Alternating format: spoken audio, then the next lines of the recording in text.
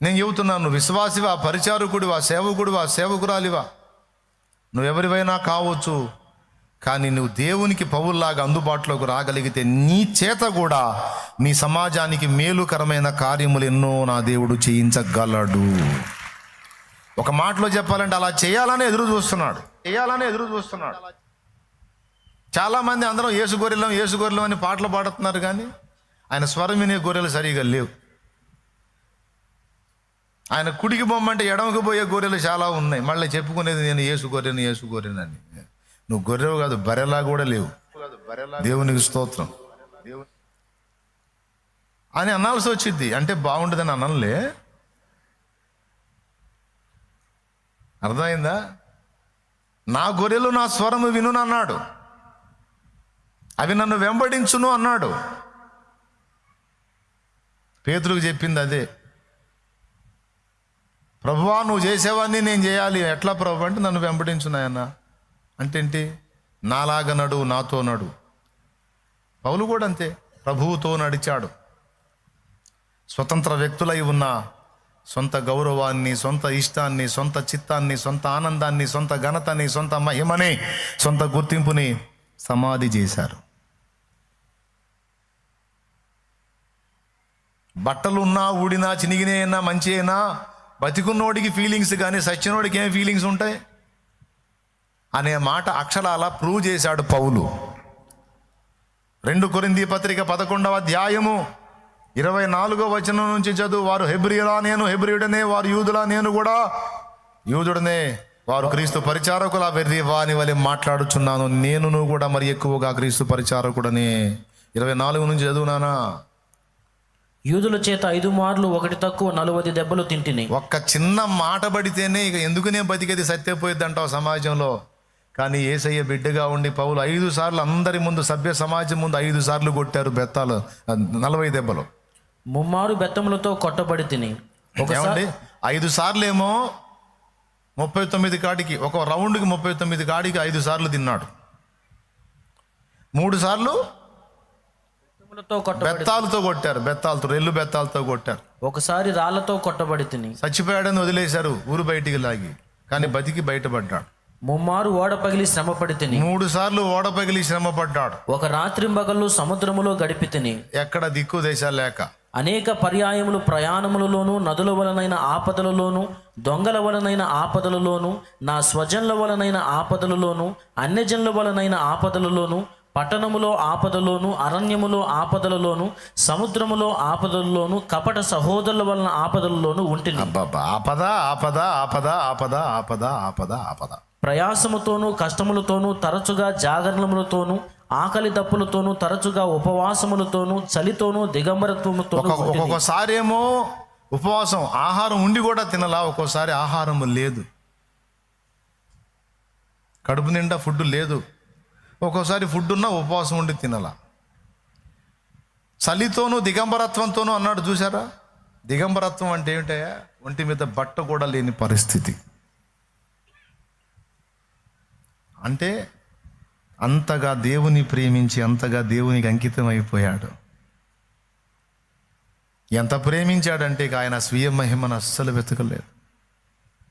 ఎటు పోయినా, ఎటు తిరిగినా ఆయన గౌరవాలు, ఘనతలు కోరలేదు. ఈరోజు దేవుణ్ణి అడ్డం పెట్టి మనం ఘనత పొందుతున్నాం, గౌరవం పొందుతున్నాం. పాట రాసి లేదా వాక్యం చెప్పి ఏదన్నా అద్భుతం మన ద్వారా జరిగితే, అది పాట కానీ, ఉపదేశం కానీ, అద్భుతం కానీ, ఏదన్నా సేవ కానీ, ప్రతి దాన్ని అడ్డం పెట్టడం, మనం ఘనత పొందటం. అయ్యగారు పనోడు, అమ్మగారు పనిగత్తే, లేకపోతే అయ్యగారు పనోడు, అబ్బాయి గారు పనోడు అని పేరేమో దేవుడిది, మహిమేమో మనకి అన్నట్టు అయిపోయింది మన బతుకులు. కానీ ఆనాడు భక్తులు అవేవి ఆశించాల. పుట్టుకుంటి అయిన మనిషిని స్వస్థపరిచి వాటికి 2 కాళ్ళు బాగు చేస్తే జనాలంతా గుంపు కూడి వచ్చి, అబ్బో మీరు దేవుడే కానీ మానవులు కాదని చెప్పని హడావుడి చేస్తే వాళ్ళు ఏం చేశారో తెలుసా? తెలుసుకోండి వెదవలారా అనలా. దేవుడికి ఇచ్చిన మహిమ వాళ్ళకి ఇస్తుంటే వాళ్ళు ఏం చేశారో తెలుసా? ప్రజలు వారిని ఘనపరుస్తుంటే తమ్మును తామే అవమానపరుచుకున్నారు. ప్రజలందరూ చేరి వారిని ఘనపరుస్తుంటే వారు తమ్మును తాము అవమానపరుచుకొని తమ వస్త్రములను చించుకొని ఆ సమాజం ఆ గుంపులో చేరి అయ్యలారా మీరేమి చేయుచున్నారు? మేము మీ వంటి మనుషులమే, మీరు మమ్మల్ని ఎందుకు మహిమపరుస్తున్నారు? ఎవని నామాన్ని మీకు ప్రచురపరిచామో ఆ నామము కలిగిన దేవుడు వీరిని బాగు చేసింది, వీరిని స్వస్థపరిచింది నాయన. మేము కాదు, మేము ఘనతకు అర్హులం కాదు. స్తుతి స్తోత్ర అర్హుడు ఆయన నాయన, ఆయన అని ప్రజలందరూ గుంపు చేరి వాళ్ళని ఘనపరుస్తుంటే వాళ్ళు తమ్మును తాము అవమానపరుచుకున్నారు. ఇది అపోస్తలిక క్రమము. ప్రజలు తమను పొగుడుతుంటే ఒప్పుకోలా. ఆ పొగడుతంతా ప్రభువుకే చెందాలి, నాకు చెందొద్దని అడ్డం తగిలారు. నిజంగా చాలా గొప్పదాని అక్క నువ్వు అంటే, ఒక పతివ్రత అయిన భార్య ఏమంటుందో తెలుసా? నాదేముందమ్మంతా ఆయనదే అంటది. భర్తని ఘనపరుస్తుంది, తనకు వచ్చిన మహిమను తీసుకెళ్ళి భర్తకు ఆపాదిస్తుంది. భూమి మీద పతివ్రత వంటి భక్తులు కూడా తమకు వచ్చిన మహిమను దేవునికి ఆపాదించాలి. తమ స్వీయ మహిమ కోరి ఏది చేయకూడదు. పెద్ద సేవ చేసి నేను పబ్లిక్లో గుర్తింపు పొందాలనే పాపం ఎప్పుడూ చేయొద్దు. ఈ పాట పాడి నేను గుర్తింపబడాలనే పాపం ఎప్పుడూ చేయొద్దు. ఈ విషయాలు మాట్లాడి నేను గుర్తింపబడాలనే పని ఎప్పుడూ చేయొద్దు. వద్దు నాన్న, వద్దు, అట్లొద్దు. సమస్తము చేయి, కానీ ఆంతర్యంలో ఏముండాలో తెలుసా? నేను మరుగైపోయినా పర్వాలేదు, నన్ను పట్టించుకోకపోయినా పర్వాలేదు, నాకే ఘనత గుర్తింపు వద్దు, నా దేవునికి మహిమ వస్తే అంతే చాలు. ప్రజలు ఈ పాట వలన, ఈ మాట వలన, ఈ ఉపదేశం వలన, ఈ పరిచర్య వలన నా దేవునికి కనెక్ట్ అయితే అంతే చాలు, నాకొద్దు. స్తుతి నీకే నా ప్రభు, స్తుతి నీకే నా ప్రభు. వెండి బంగారములు నాకు వలదు, పేరు ప్రఖ్యాతులు నాకు వలదు. వెండి బంగారములు నాకు వలదు, పేరు ప్రఖ్యాతులు నాకు వలదు. ఇహ భోగ భాగ్యాలు నాకు వలదు, ఇహ భోగ భాగ్యాలు నాకు వలదు. సిరి సంపదల ఆశ నాకు లేదు, సిరి సంపదల ఆశ నాకు లేదు. నీ పాద సన్నిధే నాకు చాలు, నీ పాద సన్నిధే నాకు చాలు. స్తుతి నీకే నా ప్రభు, నీకే నా ప్రభు. స్తుతి ఘనత మహిమలన్నీ నీకే యేసు ప్రభు. స్తుతి ఘనత మహిమలన్నీ నీకే యేసు ప్రభు. స్తుతి నీకే నా ప్రభు, స్తుతి నీకే నా ప్రభు. రెండో చరణం పాడండి. కమ్మని విందులు నాకు వలదు, క్షణికానందాలు. కమ్మని విందులు నాకు వలదు, క్షణికానందాలు. కీర్తి కిరీటాలు నాకు వలదు, కీర్తి కిరీటాలు నాకు వలదు. కలల సంచారాలు నాకు వలదు, ఈ భ్రమల సంచారాలు నాకు వలదు. నీ దివ్య కౌగిలే నాకు చాలు, నీ దివ్య కౌగిలే నాకు చాలు. స్తుతి నీకే నా ప్రభు, స్తుతి నీకే నా ప్రభు. స్తుతి ఘనత మహిమలన్నీ నీకే యేసు ప్రభు. స్తుతి ఘనత మహిమలన్నీ నీకే యేసు ప్రభు.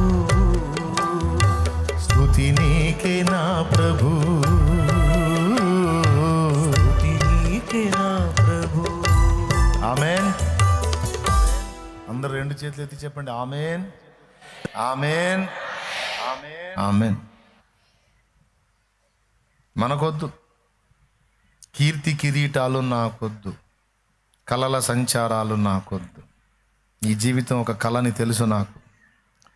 ఇందులో వచ్చేవన్నీ కలలాగానే మాయమవుతాయని కూడా తెలుసు నాకు. అస్థిరమైనటువంటి ఘనతలు, సుఖాలు, భోగాలు, వాంఛలు, కోరికలు,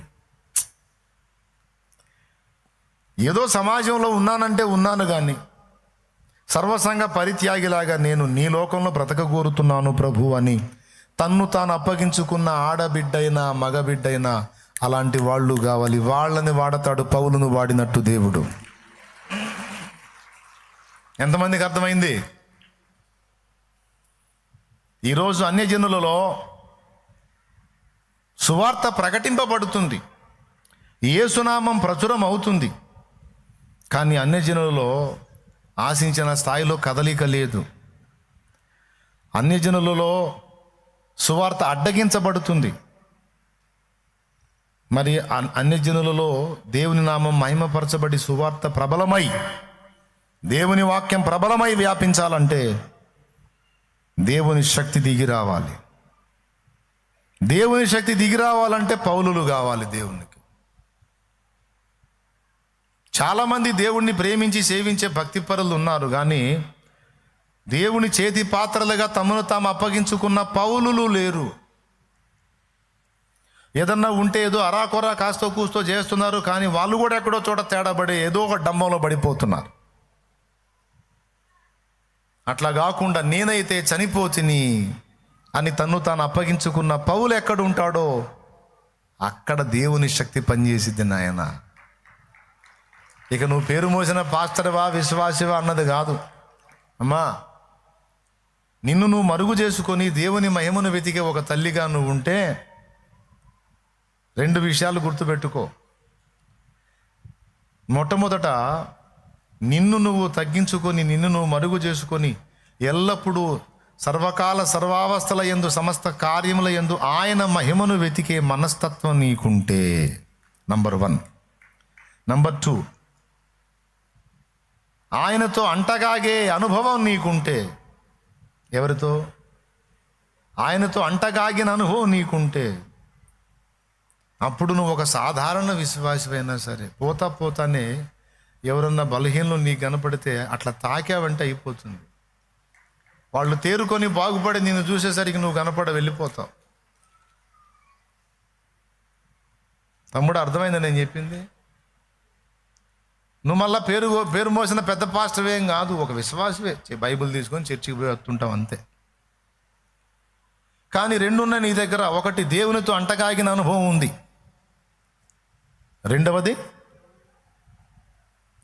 నిన్ను నువ్వు మరుగు చేసుకునే మనస్తత్వం నీకుంది. అవసరమైనవి రెండయి. అప్పుడు ధైర్యంగా దేవుడు పౌలును వాడినట్టు నిన్ను కూడా వాడతాడు.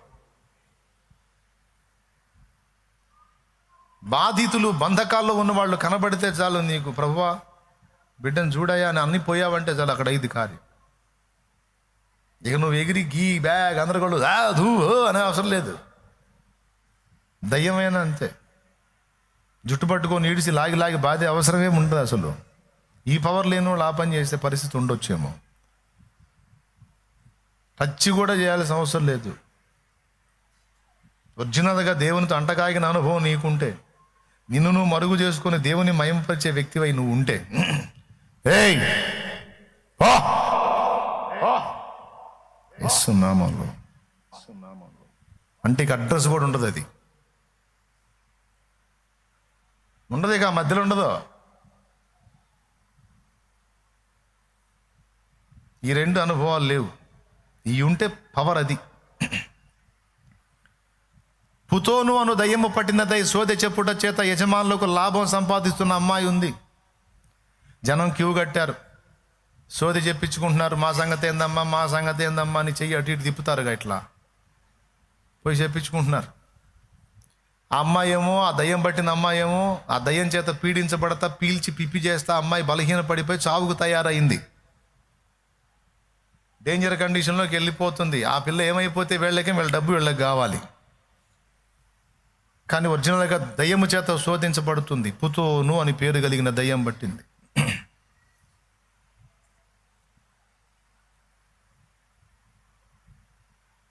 పౌలు వస్తున్నా పోతున్నా పౌలును ప్రశంసిస్తూ మాట్లాడుతుంది. అర్జుడు కాకాబడుతుంది, నా జోలికి రావద్దు బ్రదర్ అని.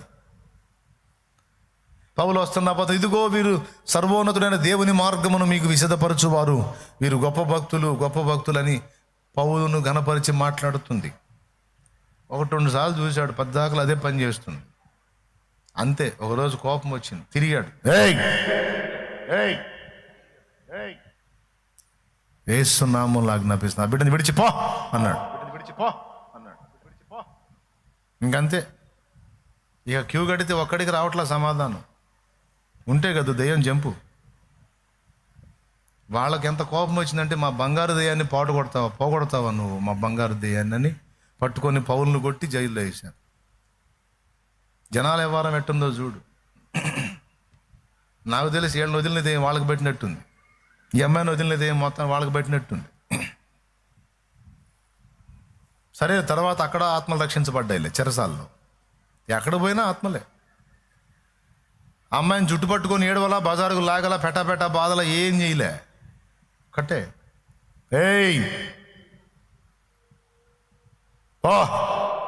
అంతే, విడుదల. ఎందుకు ఈ విషయాలు చెప్తున్నాను? సమాజాలు నశించిపోతున్నాయి, అన్యజనులు బలైపోతున్నారు. అన్యజనుల్లో దేవుని నామం మహిమపరచబడట్లేదు, అవమానపరచబడుతుంది.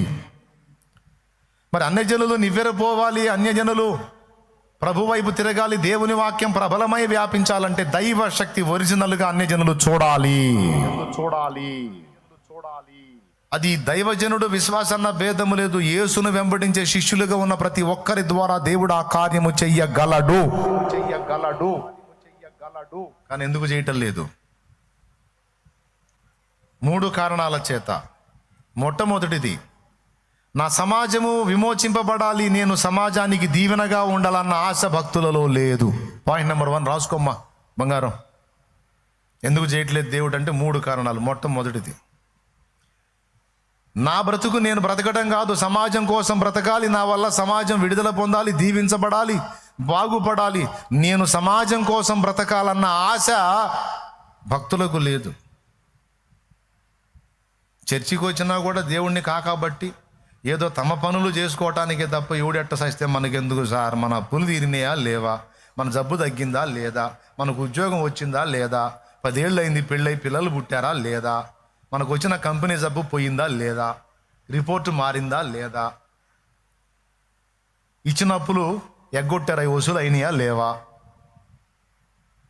కేసు కొట్టేశారా లేదా, కొట్టేశారా, అమ్మయ్య బయటపడ్డాం, స్తోత్రం యేసుప్రభా, ఇంకా చాలు ఈ కార్యం చేసావు, ఇక వారం చర్చికి కొత్త, జేబులో ఉన్న చిల్లరేదో నీ ముఖాన్ని ఎత్తా, పండుగ చేసుకో.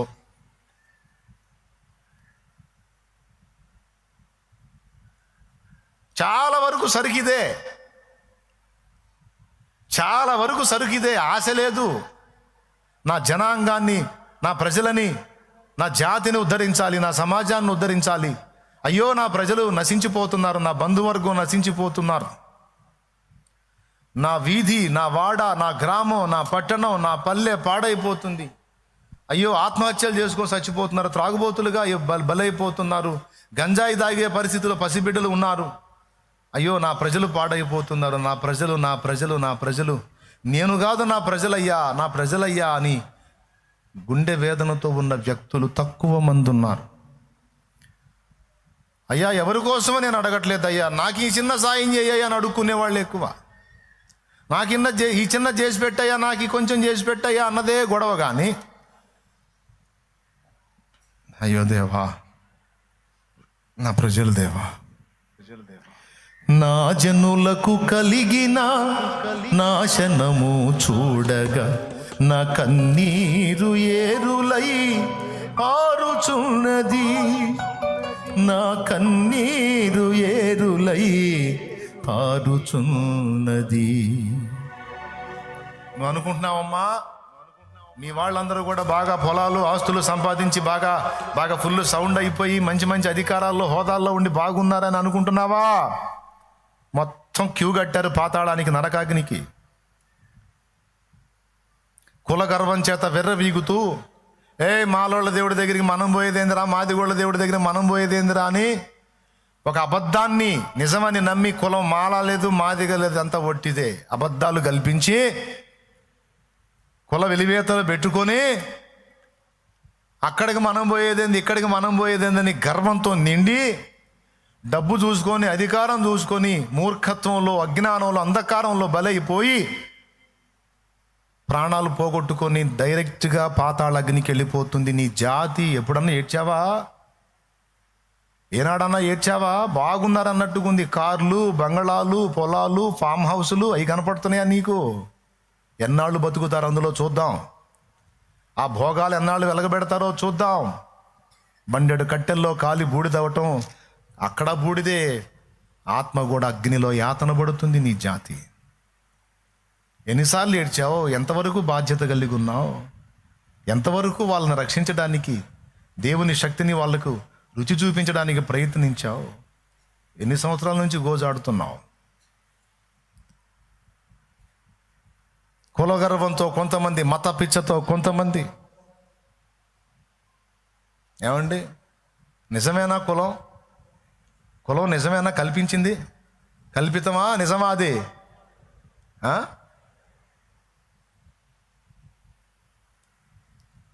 అంటరాని వాళ్ళు, పంచములు. మరెందుకురా బ్లడ్ బ్యాంక్కి పోయి బ్లడ్ తెచ్చుకుంటున్నావు? క్యాస్ట్ ప్రకారం తెచ్చుకోపో, సచ్చూరుకుంటావు.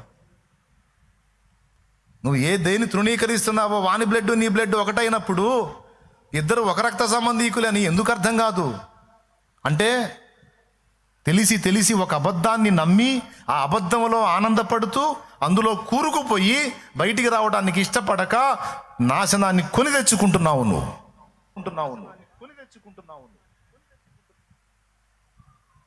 భలే చెప్పావు బ్రదర్. మరి కులం లేదు అన్నావు, మరెందుకు మొన్న దళితుల గురించి మాట్లాడావు? క్రైస్తవ్యంలో లేదు, ఊళ్ళో ఉందిగా, సమాజంలో ఉందిగా, దేశంలో ఉందిగా. నేను మాట్లాడను. మరి క్యాస్ట్ లేపేయమని అందరికీ,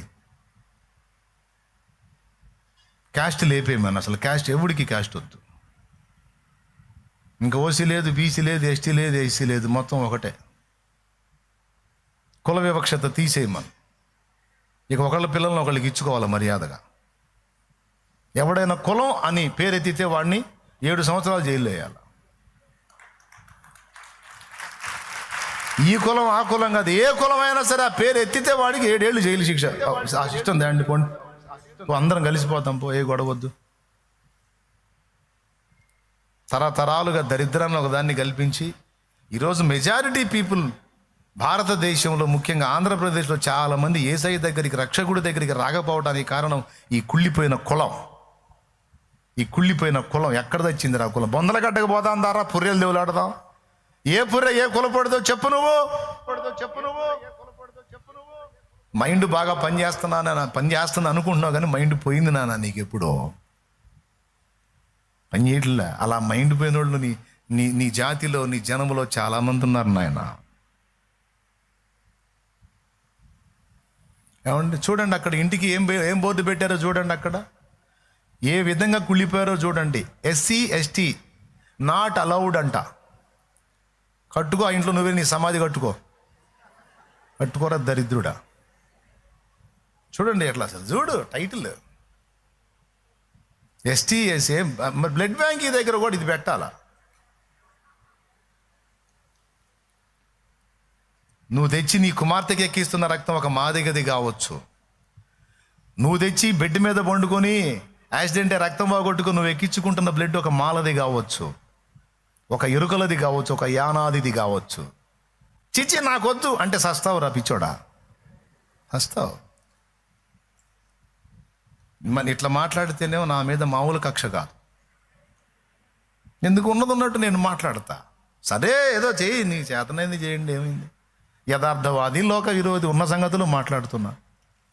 ఈరోజు ఇలాంటి జాడ్యాలు తగిలించుకొని డైరెక్ట్గా నరకానికి వెళ్తున్నారు. మరి ఎంత ఏడవాలి సోదరి సోదరుడా నువ్వు నీ జాతి కోసం? నువ్వు బాగుంటే చాలా, నీ ఇల్లు నీ సంసారం బాగుంటే చాలా. ఇలాంటి అజ్ఞానాలన్నీ నెత్తిన పెట్టుకొని, ఇప్పుడు నేను వాళ్ళని తిట్టట్లేదండి, వాళ్ళ అజ్ఞానాన్ని బట్టి బాధపడుతున్నా, లోపల మూలుగుతున్నాను నేను. ఎందుకు? వాళ్ళు అనుభవించే భోగాలు ముచ్చటగా 3 రోజులు ఉండవేడా, రేపు సచ్చి పాతాళానికి వెళ్ళి అగ్ని ఆరని పురుగు చావని దారుణమైన పరిస్థితులు ఎందుకు? వాళ్ళ కోసం వచ్చి ప్రాణం పెట్టిన యేసు రక్తాన్ని ద్వేషిస్తున్నారు, యేసు ప్రేమను తిరస్కరిస్తున్నారు. ఉరిశిక్ష పడ్డ ఖైదీకి క్షమాభిక్ష పత్రం ఎలాంటిదో పాపిష్లైన మానవులకు యేసు అలాంటి వాడు. యేసు లేకుండా ఎవడు తండ్రి దగ్గరకు చేరడు, యేసును విసర్జించిన వాడు పోతాడు పాతాళానికి. ఇది బైబిల్ చెప్తున్న సత్యం. ఇది తెలియక బలైపోతున్నారు. వాళ్ళ కోసం నీ కన్నీళ్ళయి నీ పరిచర్య ఇది. ఈ విధంగా అన్ని జనులు చాలామంది కులమును బట్టి, మతమును బట్టి, జాతిని బట్టి రకరకాలుగా దేవునికి దూరం అయిపోతున్నారు. మరి ఎట్లా వాళ్ళు దేవుని వైపు తిరగాలి? దేవుని మహిమ వాళ్ళు చూడాలి. ఒట్టి మాటలు కాదు, ఒరిజినల్గా దైవ శక్తి నీ ద్వారా వాళ్ళు అనుభవించాలి.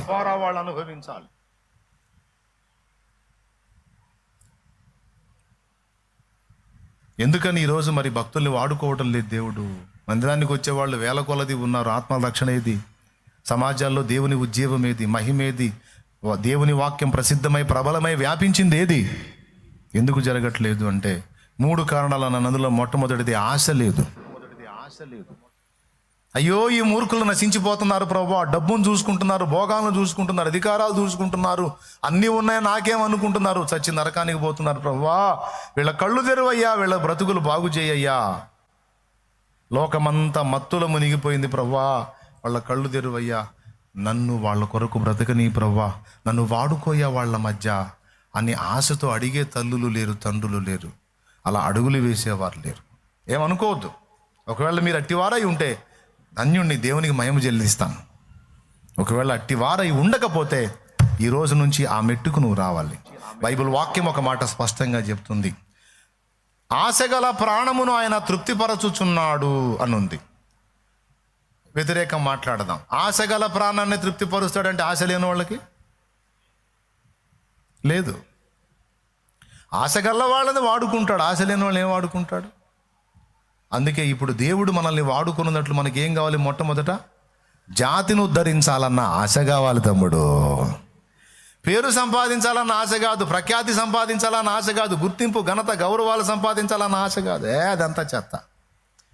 దాన్ని పెంటతో సమానంగా ఏం చేశాడు పౌలు? వేరే పోండ్రా, మీ పొగడ్తలు ఎవడికి కావాలి, మీ ఘనతలు తీసే, నాకు అవసరం లేదు అని దాన్ని తిరస్కరించి దాన్ని అశుద్ధంతో సమానంగా ఎంచినందుకు 1900 సంవత్సరాలుగా పౌలు ఘనత పొందుతానే ఉన్నాడు. అది దేవుడిచ్చిన ఘనత. ఈరోజు 4 రోజుల గుర్తింపు కోసం ఎగిరెగిరి పడుతున్నాం మనం. దాన్నంతా కూడా అశుద్ధంతో సమానంగా ఏం చేయబో, ఘనత వద్దు, నాకేమొద్దు బా, ఎవరేమన్నా అనుకొని, పొగిడినా నాకు పట్టదు, తిట్టినా నాకు పట్టదు, అది నాది కాదు. సుకీర్తి, దుష్కీర్తి, ఘనత, అఘనత ఇవన్నీ నా ప్రభు చూసుకుంటాడు, నాకు సంబంధం లేదు. నాదేముంది సార్, నేను ఆయన బానిసని. లేదు సార్ మీరు చాలా మంచోళ్ళు అంటే ఆ మంచి ఆయన వల్ల వచ్చిందే సార్. లేదండి మీరు చాలా చెడ్డోళ్ళు. అవును, అందుకు నిజంగా నేను చెడ్డోడిని, అది మాత్రం నేను తగినవాడిని. దానికి నా వల్ల వచ్చిన మంచి మాత్రం ఆయన నుండి వచ్చిందే. అమ్మా ఏమర్థమైందిరా? మొట్టమొదటి పాయింట్ చెప్పండి మా పురుషులు స్త్రీలు అందరూ చెప్పండి అన్న మొదటి పాయింట్ ఏమర్థమైంది? ఏమో ఎవరికి గుర్తుంది? ఆశ లేదు.